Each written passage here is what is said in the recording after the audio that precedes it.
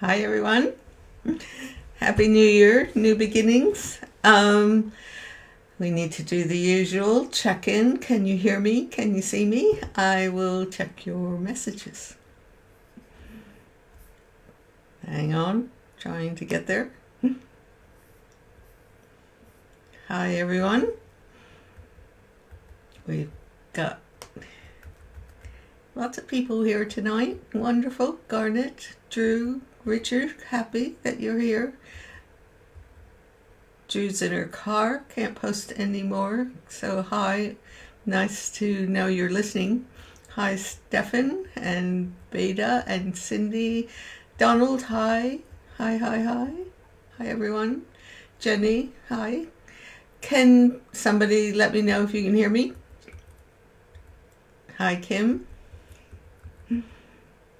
Hello, hello. Testing, testing. Is there anybody able to say you can hear me? Hello.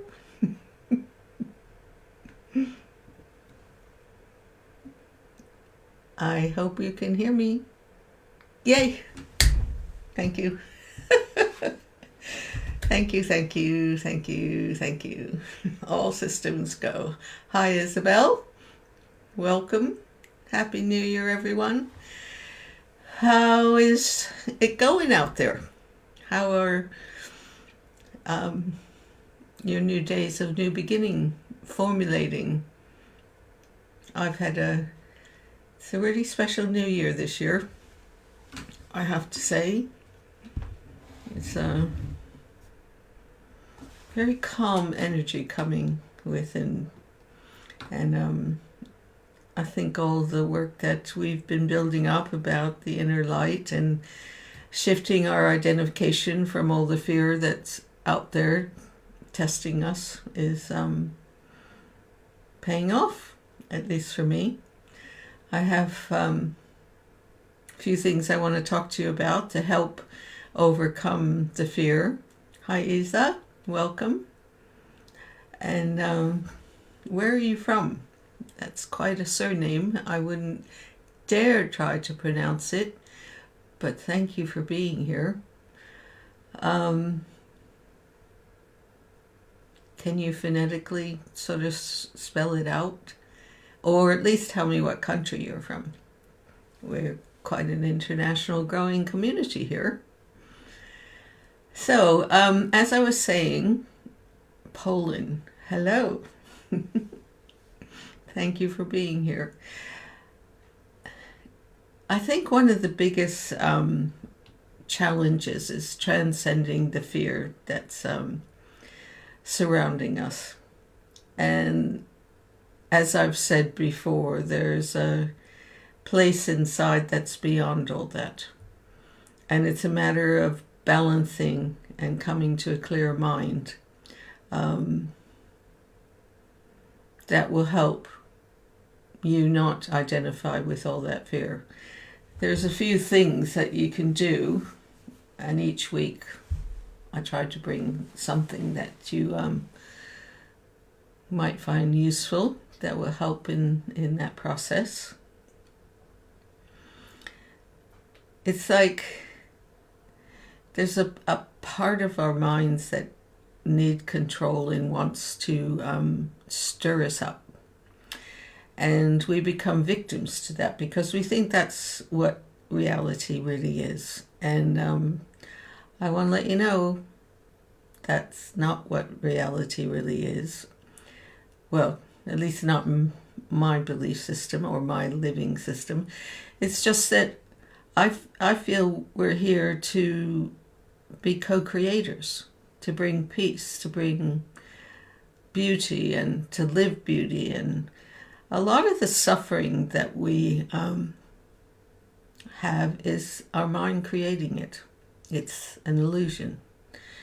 Because if you really look at all that chatter, you will see that a lot of it is fear based on something that hasn't happened and may never happen. And if it did happen, I have full confidence that you'd be able to deal with it. But all this creating and playing with illusion. Hi, Becky. Creating and playing with illusions. It's not helpful. And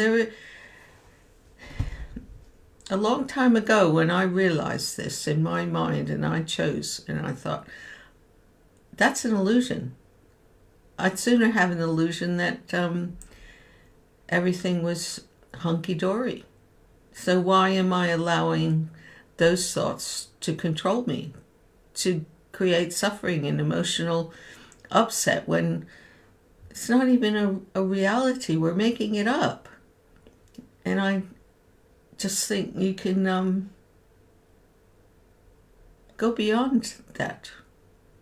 There is so much potential within every one of us that we're missing out if we let all that crazy thinking, worrying. We're programmed in our culture. Can't speak for all cultures, but certainly the one I was raised in, the Western culture, we're programmed to worry. If we don't worry, then we're not caring. And that's just not creative. It doesn't help in the art of living, for sure. So let's start something new for this year. Let's start to observe what all those things are saying in our minds. The riddle, rattle, noise stuff. You can even go so far as to make notes. So it's like the first step is to be aware, be the observer, and write it down. And then see. That's not the way I want my life to run. I don't want to be full of suffering. And a lot of it is based on living in the past. And the future is being blocked from being something free-flowing because you're so wound up in reliving guilt or fear or panic or, oh my God, what happens? I chose a long time ago to go with the creative imagination. I open up myself to that and I trust it more and more. I trust it because I'd sooner have that feeling than to sit in front of the news fearful of something that isn't the way I want to live. So, I want to say hi to Christine, welcome, and Becky. So, this process of becoming aware of the narrative of your mind is, I suppose there's a 3-step process. One is create an intention and be really clear about it. That you don't want this, but don't say don't want this, say I would like this, because the mind doesn't really work with don'ts, because it works with a positive forming of an intention, okay? Now the second thing is to be attentive, have attention of the thoughts that are running you. And the moment you start to become aware of the thoughts that you are allowing to run you, if they're not being helpful, if they're actually being destructive and it isn't a reality, as I said, then stop it. Take control.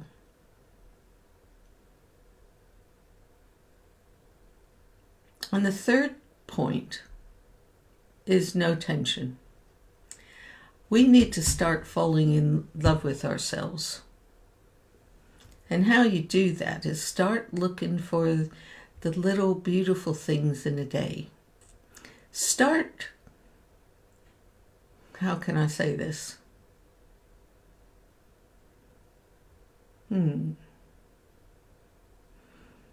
Start creating positive thoughts, beautiful thoughts. Come out of allowing your imagination, your lower mind self, to control you with fearful thoughts.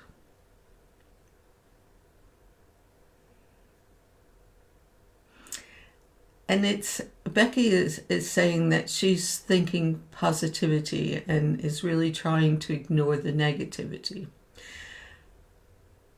One thing, I did that for a long time, and what I discovered is, and it might not be true for you, but I was creating folders of putting it away, and it was building up inside in my subconscious. And it's like I was trying to fight it.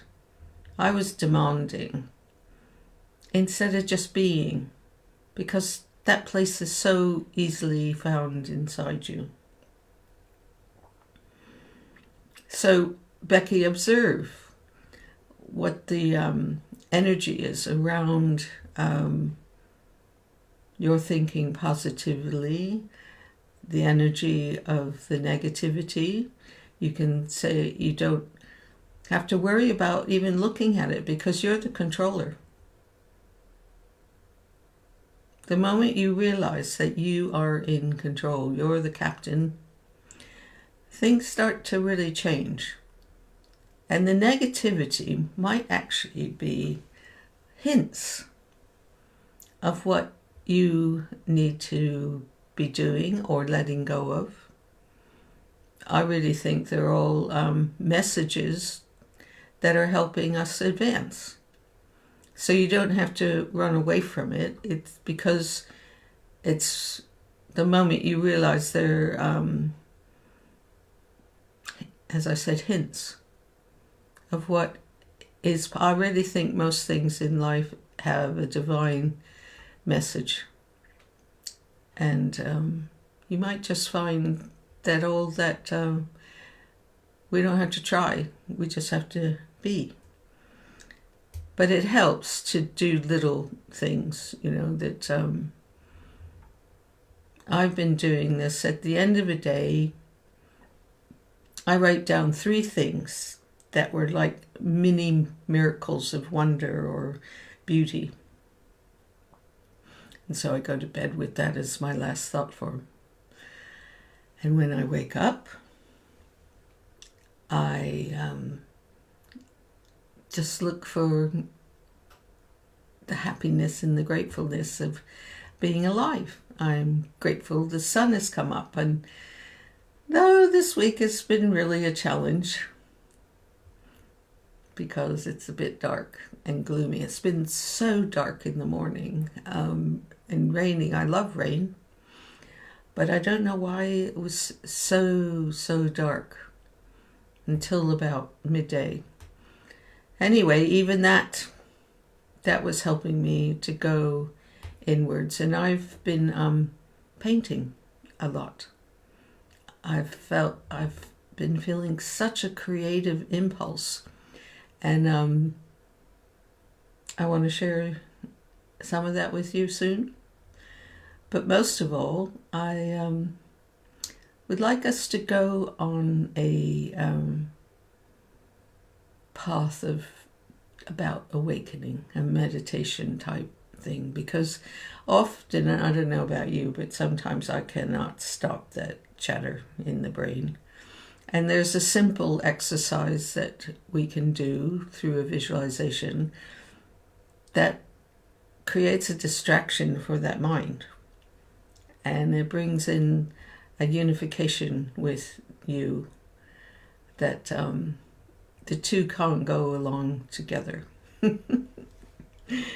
So let me just see some of the messages. Donald says, my path, I was always negative, but I have changed. I always have a positive attitude. Thanks to you, Ginger. Donald, it's a pleasure. I think we have to give a lot of credit to you for being open to do that and you are shining, and your heart is, it's very special to be able to share that time watching your path together. Now, Richard says, being constantly positive is very hard and great if you can do it. But don't we need negativity, as without it, positivity on its own is just the normal. So, Becky's saying, yes, but just deal with it differently. Don't let it cause stress. Richard, I really, as I just said earlier, that we need to look at the shadow, because it's giving us hints often of how to go forward. My main premise is that life is encouraging me to be the best in my life. And it isn't a matter of being a perfectionist. It's a matter of feeling what wonder and wonderful energy that life has for us instead of suffering.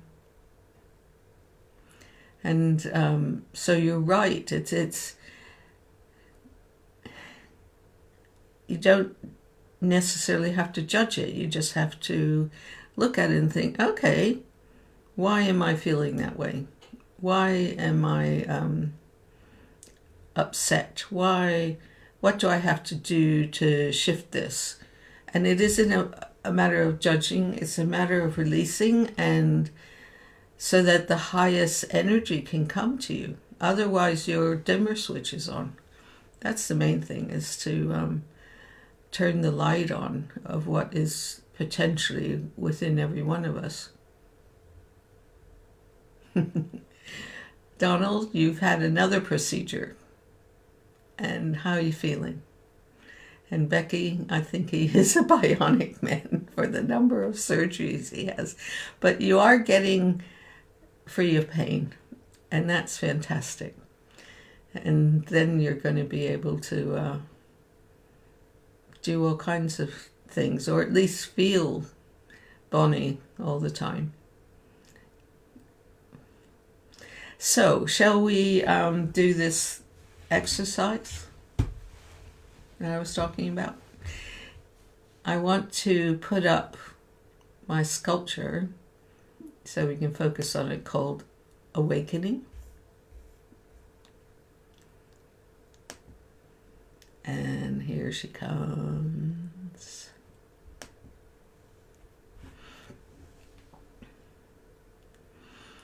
This is a sculpture that came to me when I realized that I was more than a human being behind a mobile phone. That I was becoming a butterfly. And it was like I was awakening. And in order to awaken, we have to become the observer and the conductor of our life. And what I'd like you to do is close your eyes, be still, be comfortable.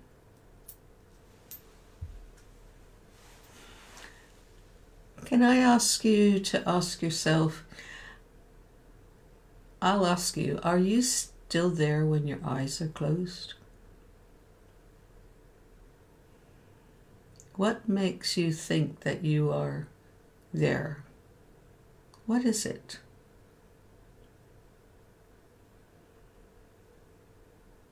Now, there's a simple way of checking this out, is to put your hands out with your eyes closed. Do you feel anything? Don't look at them, just feel them. Do you feel an energy within your hands? If not, let's just take one hand. And as you're breathing in, send your breath to that hand. So you're breathing in, send it to your hand, and breathe out.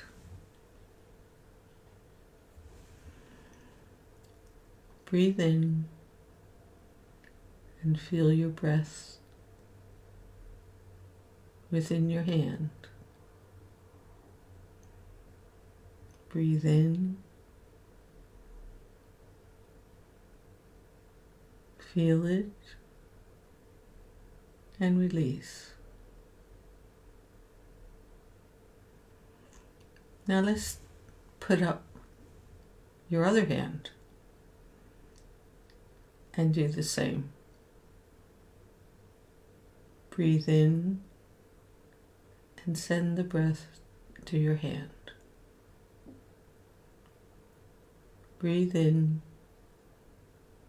and send the breath to your hands.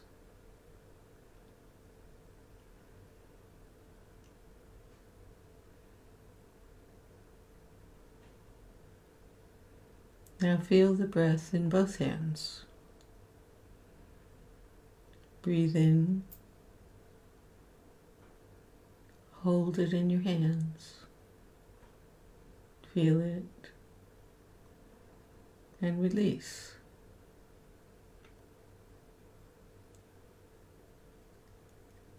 Feel the energy of your breath on the tips of your fingers.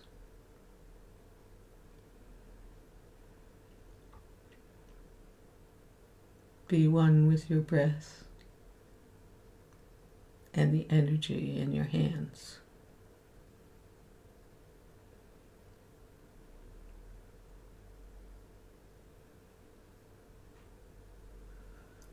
Now let's go to your feet. You can relax your hands and do the same exercise. Breathe in and feel the breath in your feet. Breathe in, hold it, and release. Breathe in, hold it, and release.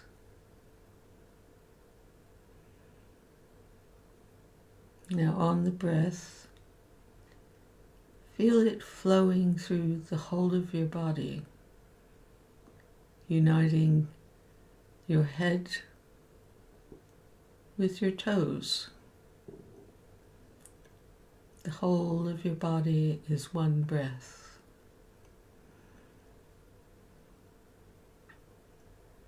Breathe in, hold it, and release. Breathe in, hold it, and release.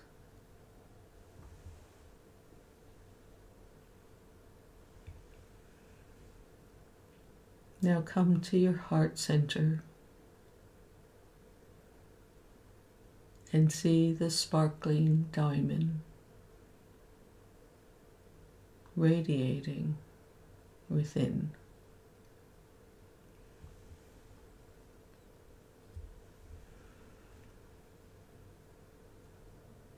Allow it to move its light throughout your body on the breath, energizing your hands, your feet, your entire body with its light. So breathe in and hold it and release. Allow the light to awaken and transform all the limitations, your doubts, your fears. You are one with the radiance, with the breath, with the energy of who you are. Allow the stillness of this moment to be you.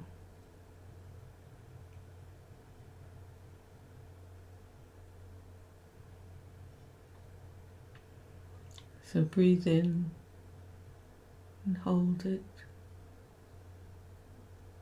Allow the light to shine. Allow the stillness to bring peace. Awaken to who you are.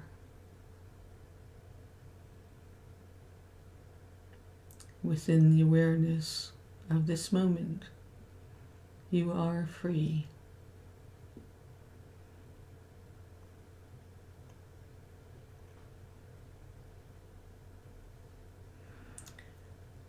Free to be your sole purpose.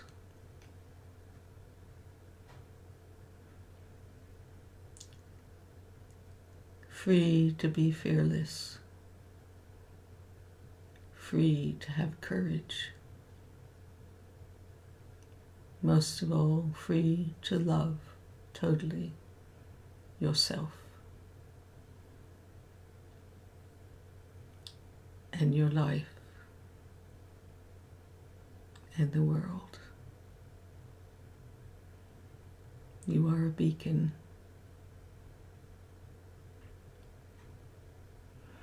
Beyond the fear,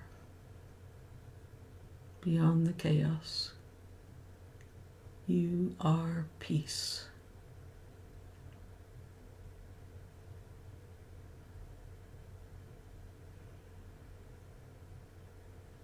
You are the breath of harmony,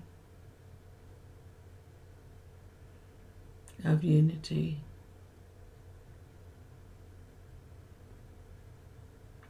of love.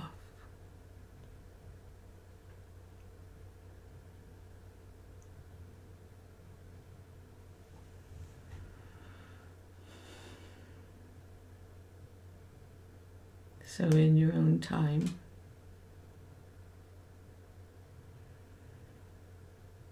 open your eyes and come back to the stream.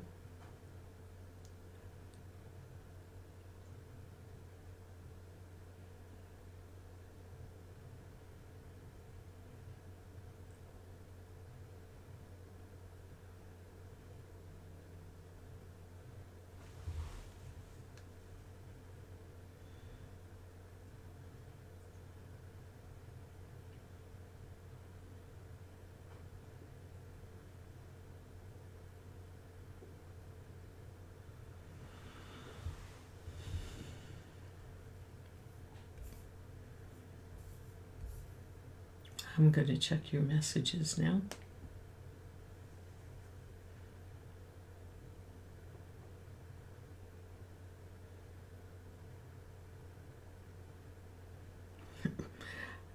Becky, she says she can't close her eyes tonight. There's too many faces looking at me through my patio doors.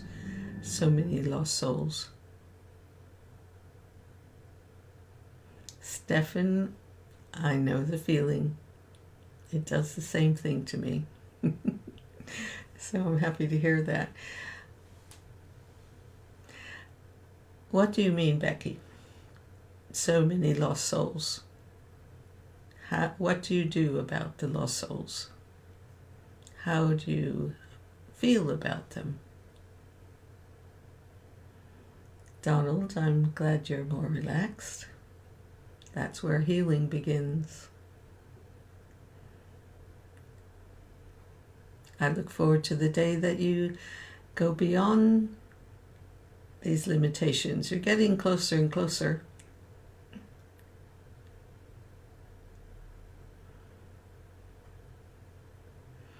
Stefan, we, at least for me, that's the space that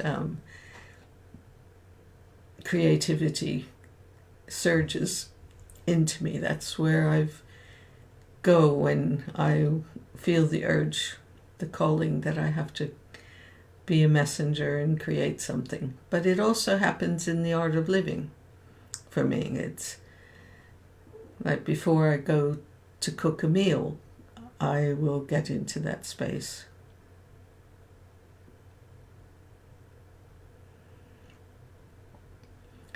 Okay, Becky, can we talk about this a little bit more? You just watch to see if you can help them in any way. Not one face that I recognize. So, why do you see them? Why?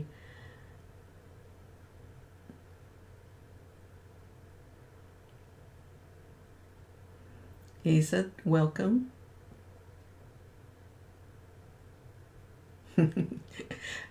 Welcome home, Drew.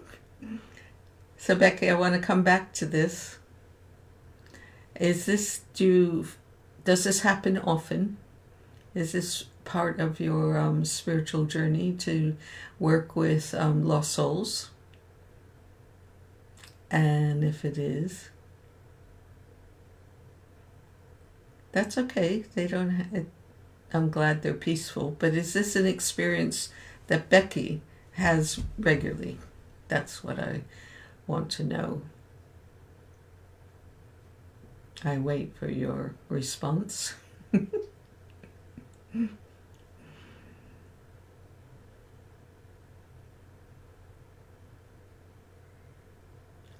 Okay, so it's only in the evening, but every evening?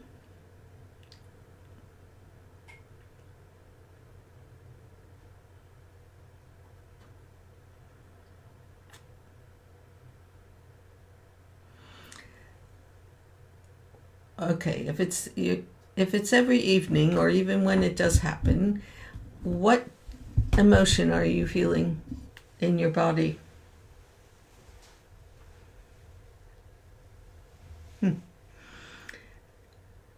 So what are you feeling when this happens?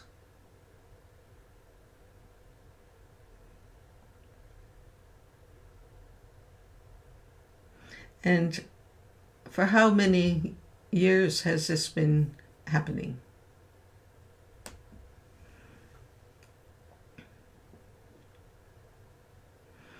I think that are you open for us to discuss this between you and me? I'm very interested in these matters. Anyway, I have something else I want to share with you. And that's some of the portraits. Hang on a minute. Becky, sometimes feeling lost in life. Are you feeling lost in life? Or are they? And Yasmin saying you don't need to recognize them, just show them the white light and ask them to follow the light and go through it, and their loved ones are waiting at the end of the light. That's very helpful, Yasmin. Thank you very much. My main thing is how Becky works with it. Whether it is draining, you're lost. Okay. In that case, I want to have a private conversation with you about it so that I can help you as to it's quite possible that your etheric web is fragile and they're coming to you, but there's deeper experiences for this, and I think it needs a private conversation if you're open to do that. Okay, Becky, that's good. You're looking into the matrix. Life is like that. But what is really important as a human being on this plane of the earth, I have found that I have to ground myself within the matrix in order to experience it in a positive way. So let's talk about it another moment on Messenger, and maybe we can actually have a phone call.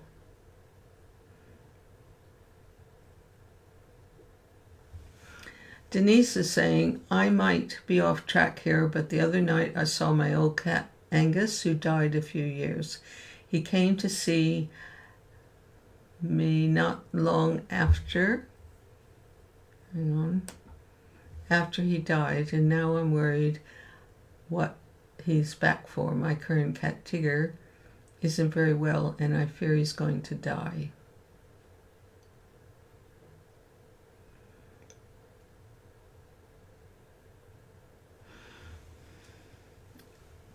Becky, I really appreciate you sharing, and this is a process that, because you're such a special human being, I've known you for several years now, that I want to make sure that this is a strong experience for you.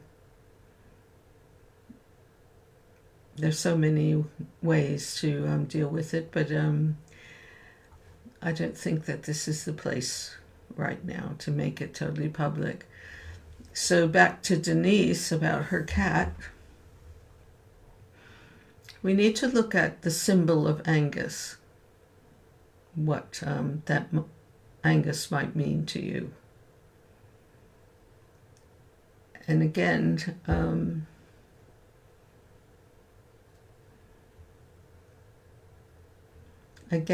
Denise, it's perhaps it's something that you might want for us to go deeper about it.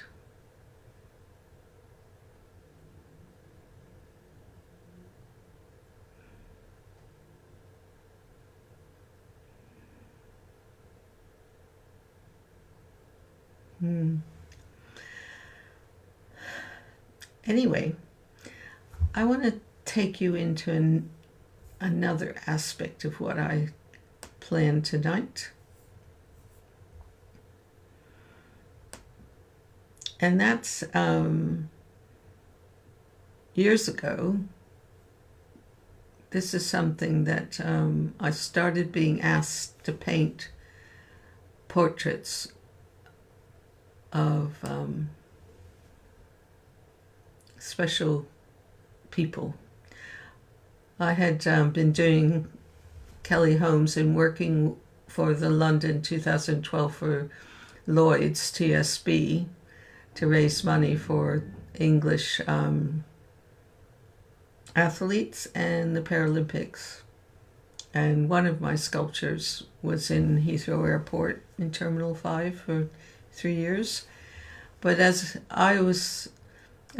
4 years of working with Lloyd's, I did 23 pieces of work, more than just Kelly.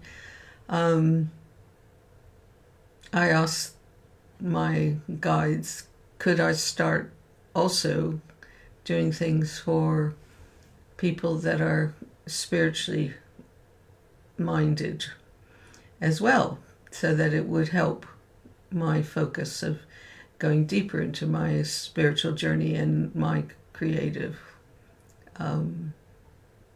development. This is Eileen Caddy from Finhorn. And the other one is Father John, who is a Cathar in Spain. And both of them were commissions. I was very moved by doing that. Now, that moved on. Bear with me as I switch things around. That moved on to these portraits, in between loads of other work, and I haven't transitioned it for you. Hang on. There's Dolly Parton. Lorelei, who sang for the Pink Floyd and many other people. My granddaughter Brianna, this was a few years ago. She's a teenager now. Durga McBroom from the Floyd again.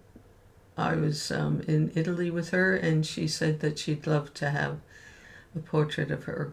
And then this is Sarah and Gus, a wedding present for their wedding. So a lot of this went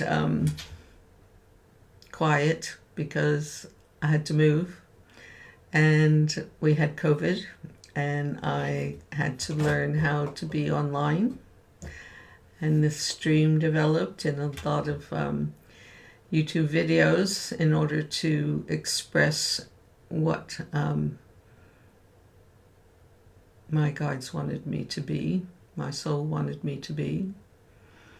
And so now I have to also make an income. It's like I've spent most of my life giving my time and my money, which I love doing, to charitable events, the Red Cross, cancer research, Paralympics, Bernardo's. But now I'm being guided, moving to a smaller house without a studio, but just a table in the corner. And these little guys, I'm being asked to do what I'm about to show you. Portraits. That's my grandson, Lenny.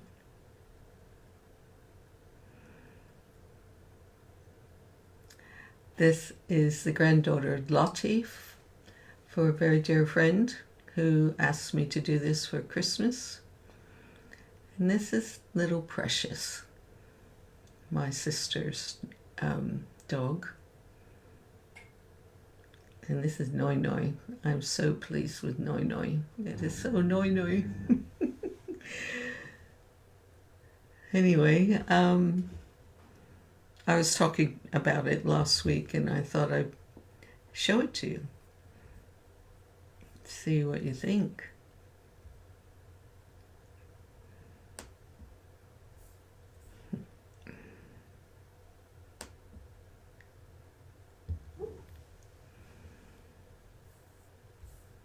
I'm going to look at your messages.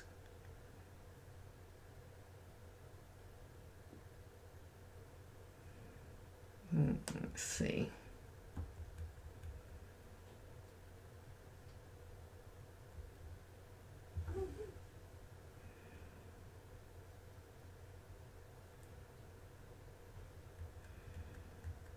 Stefan, you said a very deep subject we're getting into. Yes.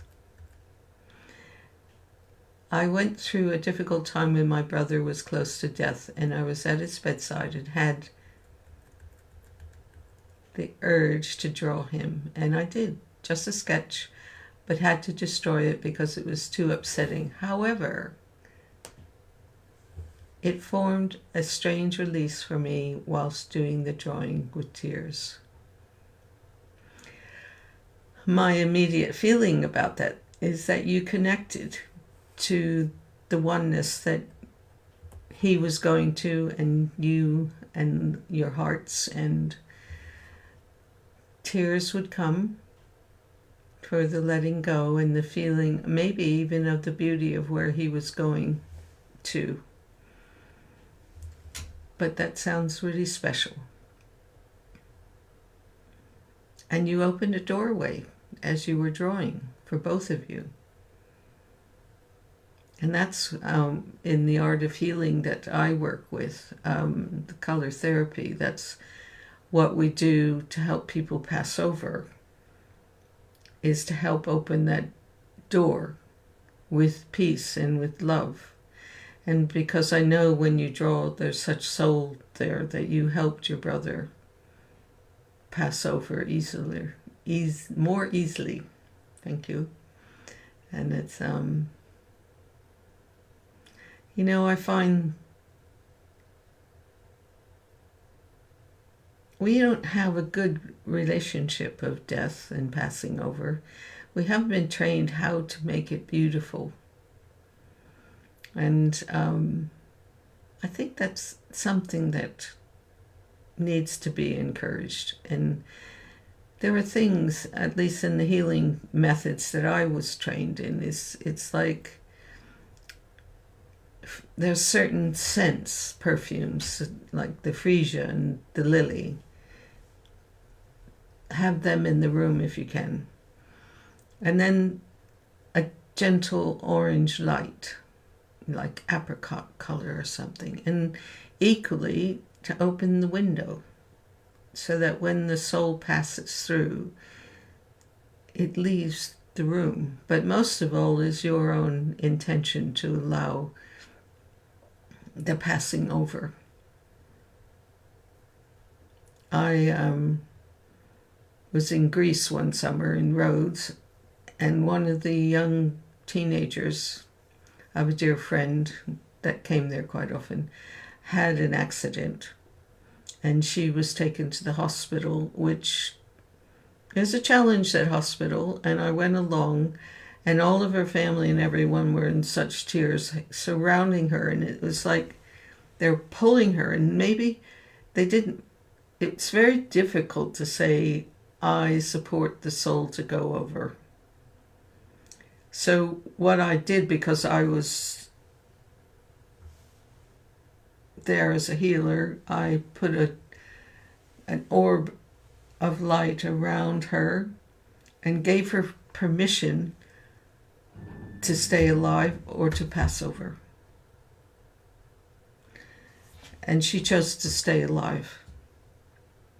But it was a very profound experience working in that situation. It took her a long time to restore herself, but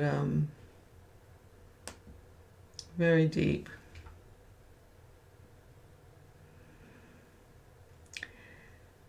We will all pass over. What's interesting is I was very close with Tibetan lamas for many years. And what they inspired in me is they teach not to be fearful of death, so that actually we live our lives and not be fearful of living. And I went, whoa, I couldn't believe it.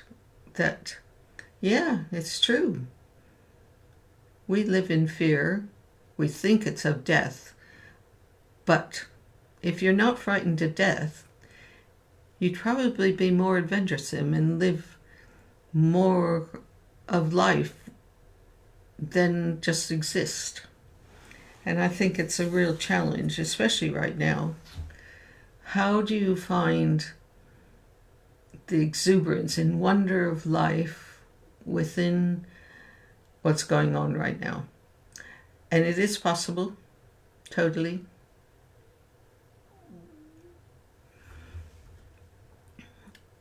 And it's an inner realization, accepting life what it is, and then making it special.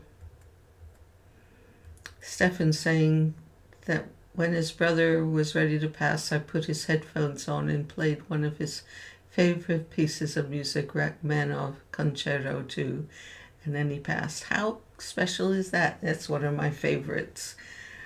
Rachmaninoff, he's just amazing. Donald said there are two things in life that we cannot control,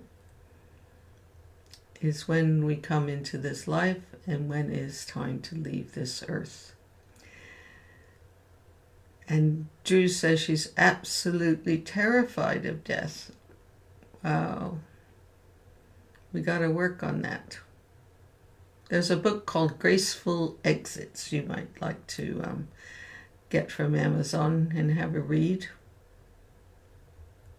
Isabel, I was holding the hand of my friend when he died after asking for medical assistance and dying in 2020. It was a very peaceful moment. I'm not afraid to die, but I want to enjoy life to the fullest.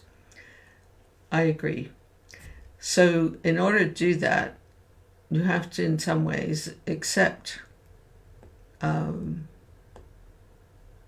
being that you will die in order to live. It's a paradox. But what was I watching? King Arthur. And Kevin Costner says to someone, because he was raising money, going from village to village to spar with someone, with a sword. And this one guy that he beat said, "How can you be so good?" And he says, "I'm not frightened to die." But that doesn't mean to say you got to go jump off a cliff. You do have to be sensible.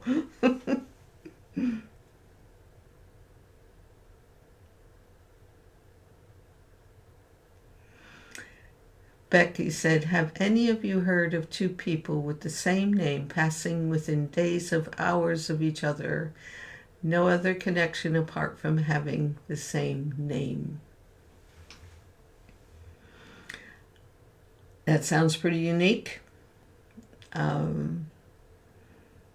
All I can say is one time I was doing a workshop with Jill Peirce, and I was sitting, I'd already checked in and I was in the back of the room, and she read out my name. She says, "Is Ginger Gilmour here?" And I came, "Could you come to the front desk, please?" So I go to the front desk, and there's, she says, "I want to introduce you to another Ginger Gilmour." And there was a Ginger Gilmour, a deformed Ginger Gilmour, and she apparently was born on the same birthday. And we wound up sitting opposite each other, and we had to go through whatever it was. I had to find the beauty in her deformity, and she had to allow the beauty of what I was beyond her jealousy and judgment. And we became friends.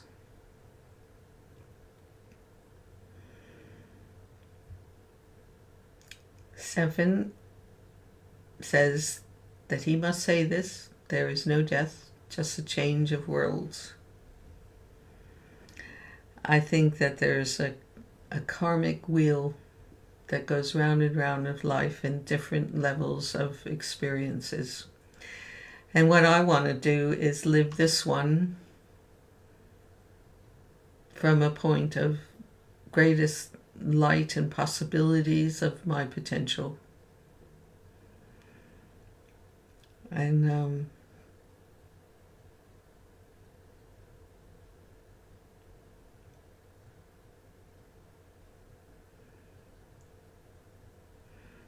Drew said that, ironically, having earlier said she was frightened to death, I almost died when I developed diabetes. I was in intensive care at the time. When I was critical, it was actually peaceful.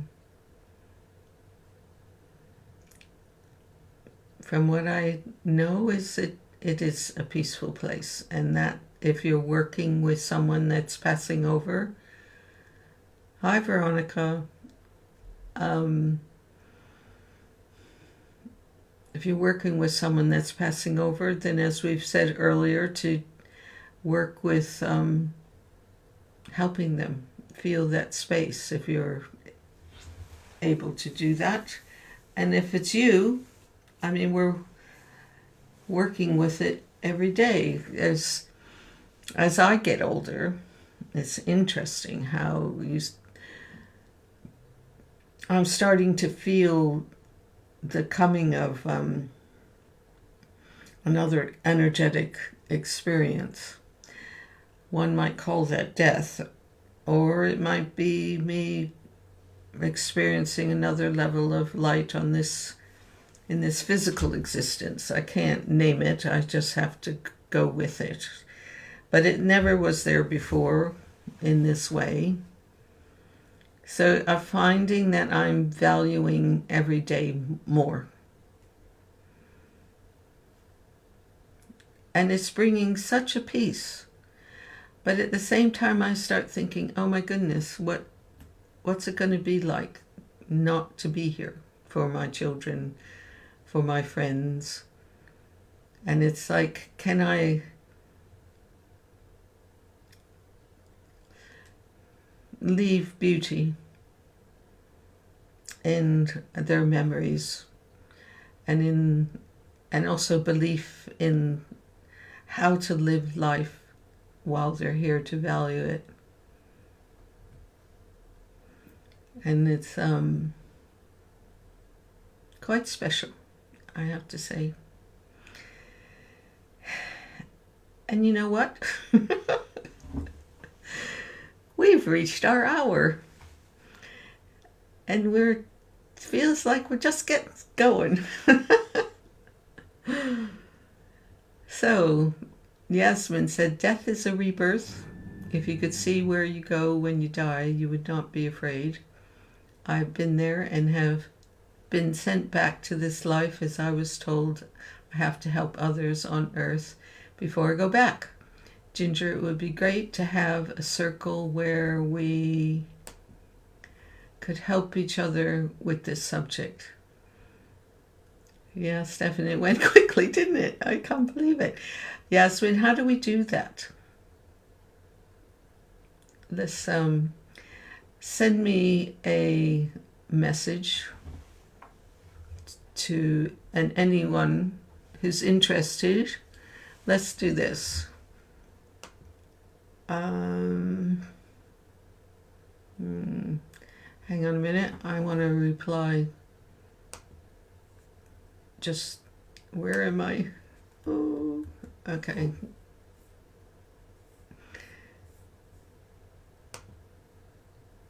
Oh my God. I've done it again.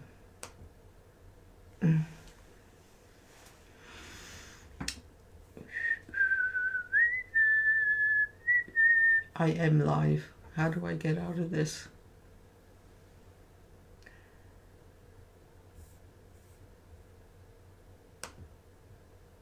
Is there anybody out there?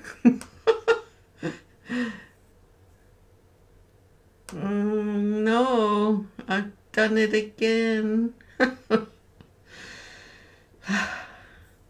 Can anyone hear me?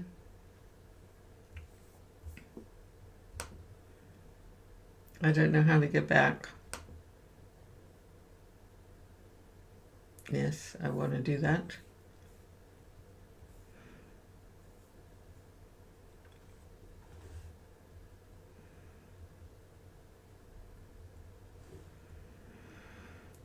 I don't know if you can hear me.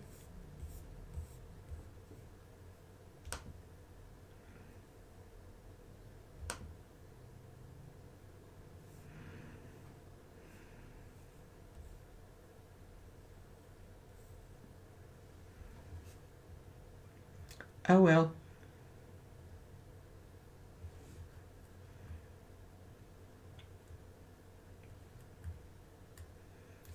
Okay, I think I'm back. I'm still here. Comment. Okay. Okay, I found us again.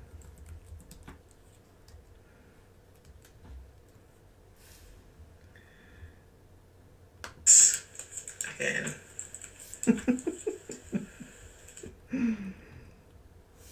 I'm back. I'm back. Again. I'm back.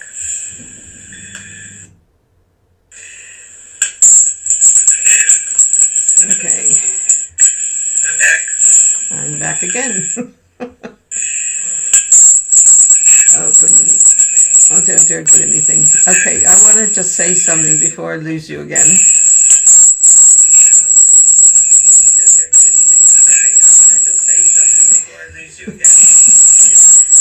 In regards to Yemen's request about having a group that talks about passing over,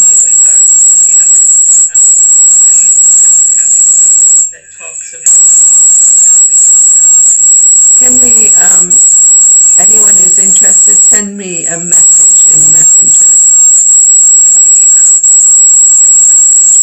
Send me a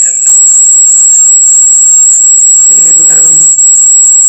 Ginger Gilmour, or I'll find it somewhere.